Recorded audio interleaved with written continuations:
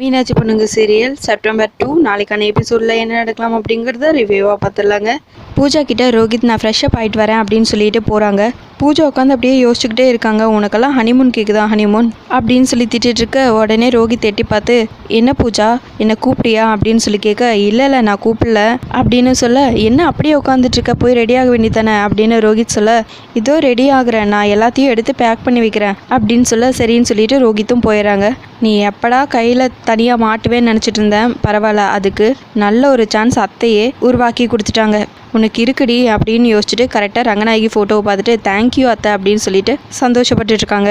ரோஹித் ரெடியாகி கீழே வரவும் வெற்றி அப்படியே ரொம்ப பரபரப்பாக டென்ஷனாக நடந்துட்டு இருக்காங்க. ரோஹித் வந்ததும் தனியாக கூட்டிகிட்டு போய் நின்று ரோஹித் ப்ரோ உங்ககிட்ட ஒரு முக்கியமான விஷயம் சொல்லணும் அப்படின்னு சொல்ல என்ன விஷயங்கிறாங்க ரோஹித்.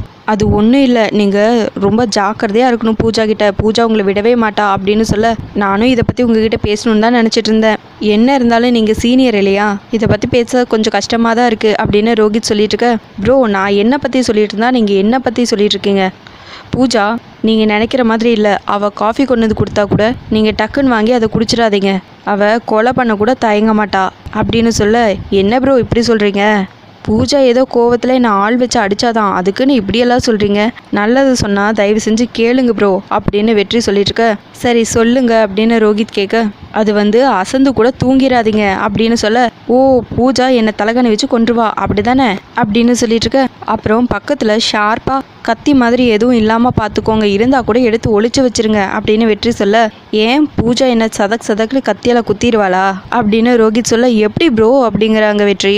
நீங்கள் நிறைய சினிமா பார்த்து கெட்டு போயிட்டீங்க, அதுதான் இந்த மாதிரியெல்லாம் சொல்லிட்டு இருக்கீங்க அப்படின்னு ரோஹித் சொல்ல கரெக்டாக சக்தி சரண்யா அப்படியே வந்துடுறாங்க. பின்னாடியே பூஜாவும் மேலேருந்து இறங்கி வந்துடுறாங்க.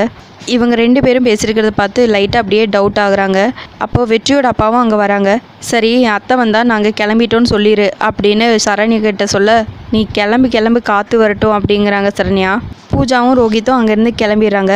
அப்போது ரோஹித்தை தனியாக கூட்டிகிட்டு போய் நின்று ப்ரோ நீங்கள் அங்கேருந்து வர்றதுக்குள்ளே எனக்கும் சக்திக்கும் இங்கே ஃபர்ஸ்ட் நைட் முடிஞ்சிடும் அப்படின்னு வெற்றி சொல்ல கங்க்ராஜ் அப்படிங்கிறாங்க ரோஹித். ப்ரோ உங்களுக்கும் கங்க்ராஜ் அப்படின்னு வெற்றி சொல்ல சரின்னு சந்தோஷமாக ரோஹித் பூஜாவை கூட்டிகிட்டு கிளம்பிடுறாங்க. வெற்றி மாடிக்கு போனதுமே சரண்யா சக்தி கிட்ட என்ன நீ அவங்களும் ஹனிமூன் போயிட்டாங்க, அதுக்கப்புறம் நீங்கள் உங்கள் வாழ்க்கையை ஆரம்பிக்க வேண்டியதானே அப்படின்னு சொல்லி கேட்க அதுக்கு இப்போ என்ன அண்ணே அவசரம், முதல்ல நடந்த விஷயத்துக்காக அம்மா ரொம்ப மனசுடைஞ்சு போயிருப்பாங்க, முதல்ல அவங்கள கூட்டிகிட்டு நாங்கள் கோயிலுக்கு போயிட்டு வரோம் அப்படின்னு சொல்லிட்டு மீனாட்சி அம்மா யமுனா துர்கா சக்தி வெற்றி எல்லாரும் கோயிலுக்கு போகிறாங்க. அப்போ அங்கே ஒரு சாமியாரை பார்க்குறாங்க. சரின்னு பக்கத்தில் இருக்கிறவங்கள கூப்பிட்டு இந்த சாமியார் யார் எங்கேருந்து வந்திருக்காங்க அப்படின்னு சொல்லிட்டு விசாரிக்க உடனே அந்த லேடியும் இந்த சாமியார் ரொம்ப சக்தி வாய்ந்த சாமியார், இவர் கையால் குங்குமம் வாங்கினா ரொம்ப நல்லது, புருஷ பொண்டாட்டி நல்லா வாழ்வாங்க அப்படின்னு சொல்ல சரின்னு மீனாட்சி அம்மா சக்தி வெற்றின்னு எல்லாரும் லைனில் நிற்கிறாங்க. அந்த சாமியார் மீனாட்சி அம்மாவுக்கு குங்குமம் கொடுத்துறாங்க. அப்புறம் சக்தியை பார்த்தது அப்படியே குங்குமம் கொடுக்கறத ஸ்டாப் பண்ணிட்டு அப்படியே பார்க்குறாரு. என்னாச்சு சாமி அவள் ஏன் பொண்ணு தான் அப்படின்னு மீனாட்சி அம்மா சொல்ல திரும்பவும் அந்த சாமியார் அப்படியே சக்தியவே பார்க்குறாங்க. சரி சக்தி நீ சீக்கிரமாக ஐஏஎஸ் ஆகணும், உன் வாழ்க்கை ரொம்ப நல்லா இருக்கணும், நீ வெற்றி தம்பியோட நல்லா வாழணும் அப்படின்னு சொல்லிட்டு அந்த சாமியார் காலில் விழுந்து ஆசீர்வாதம் வாங்கிக்கோ அப்படின்னு சொல்ல சக்தியும் சரின்னு சொல்லிட்டு காலில் விழுறாங்க. சரி நல்லா இருமா நீ நினச்சது நடக்கட்டும் அப்படின்னு சொல்லிட்டு அங்கேருந்து சாமியார் போயிடறாங்க. பின்னாடியே ஓடி போய் மீனாட்சி அம்மா ஏன் சாமி என் பொண்ணுக்கு நீங்கள் குங்குமம் கொடுக்காமையே வந்துட்டீங்க, என்ன ஆச்சு அப்படின்னு சொல்லி கேட்க அம்மா மனசுக்கு சங்கடமான விஷயம், நான் அதை சொல்லக்கூடாதுன்னு தான் நினைக்கிறேன், நீங்கள் என்னை கட்டாயப்படுத்தாதீங்க அப்படின்னு சொல்ல என்னவா இருந்தாலும் பரவாயில்ல சொல்லுங்கிறாங்க மீனாட்சி அம்மா. இவங்க ரெண்டு பேரும் இன்னும் வாழவே ஆரம்பிக்கல அப்படின்னு சொல்ல இல்லையே அவங்க ரெண்டு பேரும் சந்தோஷமாக தான் இருக்காங்கங்கிறாங்க மீனாட்சி அம்மா.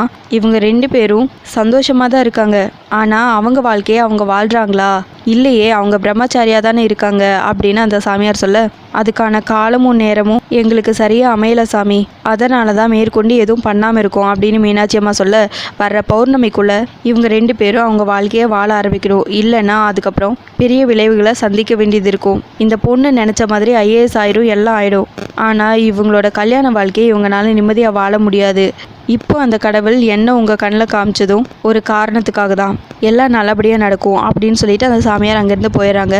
நான் இதை பற்றி உடனே ரங்கநாயகி அம்மாட்ட பேசியே ஆகணும் அப்படின்னு மீனாட்சி அம்மா சொல்ல இல்லைம்மா வேண்டாம், நடந்த விஷயத்தால் ஏற்கனவே அவங்களே ரொம்ப கோபத்தில் இருப்பாங்க, நீங்கள் போய் பேசுனீங்கன்னா அது தப்பாயிரும் அப்படின்னு சக்தி சொல்ல இல்லைம்மா பரவாயில்ல நீ எதுக்கும் போய் பேசிப்பாரு அவங்க கண்டிப்பாக புரிஞ்சுப்பாங்க அப்படின்னு யமுனா சொல்ல சரிங்கிறாங்க மீனாட்சி அம்மாவும். அடுத்ததாக மீனாட்சி அம்மா ரங்கநாயகி வீட்டுக்கு வராங்க.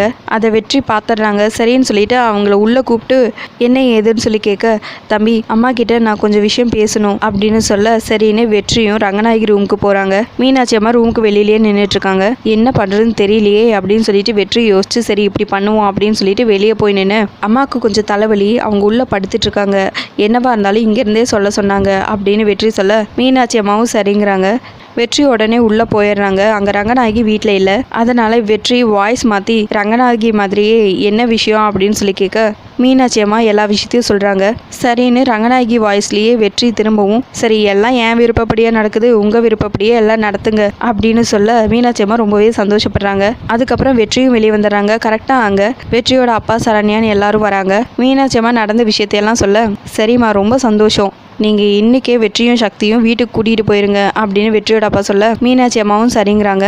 அதுக்கப்புறம் சரண்யா ஓடி போய் சக்தியை கூட்டிகிட்டு வர வெற்றியும் சக்தியும் அங்கேருந்து மீனாட்சி அம்மா வீட்டுக்கு கிளம்பிடுறாங்க.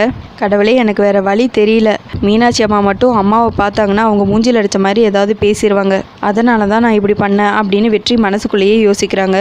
அடுத்ததாக பூஜா ரோஹித் 2 பேருமே அவங்க ஹனிமூன் ட்ரிப்காக வந்த இடத்துல ஸ்டே பண்ணுறாங்க. அங்கே ரங்கநாயகி எல்லா ஏற்பாடையும் பண்ணி வச்சுருக்காங்க. அதை பார்த்து ரோஹித் சூப்பராக ரெடி பண்ணியிருக்காங்கல்ல அப்படின்னு சொல்லிட்டு பூஜாவை ஹக் பண்ண போக பூஜா எனக்கு ஒரு மாதிரியாக இருக்குது, டயர்டாக இருக்குது, எனக்கு ஒரு காஃபி வாங்கிட்டு வரீங்களா அப்படின்னு சொல்லி கேட்க அதுக்கு எதுக்கு பூஜா வெளியே போகணும், கால் பண்ணி சொன்னால் அவங்களே இங்கே கொண்டு வந்து தருவாங்க அப்படின்னு ரோஹித் சொல்ல இல்லை நீங்கள் போய் வாங்கிட்டு வாங்க, இங்கே கால் பண்ணி சொன்னால் கொஞ்சம் லேட் ஆகும் அப்படின்னு பூஜா சொல்ல சரி இதோ 2 மினிட்ஸில் வந்துடுறேங்கிறாங்க ரோஹித்.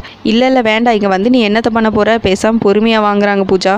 சரின்னு ரோஹித்தும் கிளம்பிடுறாங்க. அதுக்கப்புறம் பூஜா வெற்றி ரோஹித் 2 பேரும் பேசிட்டு இருந்ததை அப்படியே யோசிச்சு பார்க்குறாங்க. இந்த வெற்றி என்னத்தையோ பிளான் பண்ணியிருக்கான், இங்கே எனக்கும் எதுவும் நடந்துடக்கூடாது, அதே மாதிரி அங்கே வெற்றி சக்திக்கும் எதுவும் நடக்கக்கூடாது அப்படின்னு சொல்லிட்டு யோசிச்சுட்டு உடனே ரங்கநாயகி கால் பண்ணுறாங்க. அந்த காலை சரண்யா எடுத்து அட்டன் பண்ணுறாங்க. அத்தை அப்படின்னு சொல்லி கூப்பிட என்ன பூஜாங்கிறாங்க சரண்யா, நீ எதுக்கு அத்தையோட ஃபோன் எடுத்த அப்படின்னு சொல்லிட்டு சரண்யாவை திட்ட சரி ஃபோன் பண்ண உனக்கு ஒரு விஷயத்த நான் சொல்கிறேன், இன்னைக்கு அண்ணனுக்கும் அன்னிக்கும் ஃபர்ஸ்ட் நைட் மீனாட்சி அம்மா வீட்டில் அப்படின்னு சொல்ல பூஜா அப்படியே ஷாக் ஆகுறாங்க. அதோட எபிசோடு முடிச்சிருக்காங்க. உங்களுக்கு இந்த வீடியோ பிடிச்சிருந்தா லைக் பண்ணுங்கள், ஷேர் பண்ணுங்கள், கமெண்ட் பண்ணுங்கள், அப்படியே சப்ஸ்கிரைப் பண்ணுங்கள். தேங்க்யூ.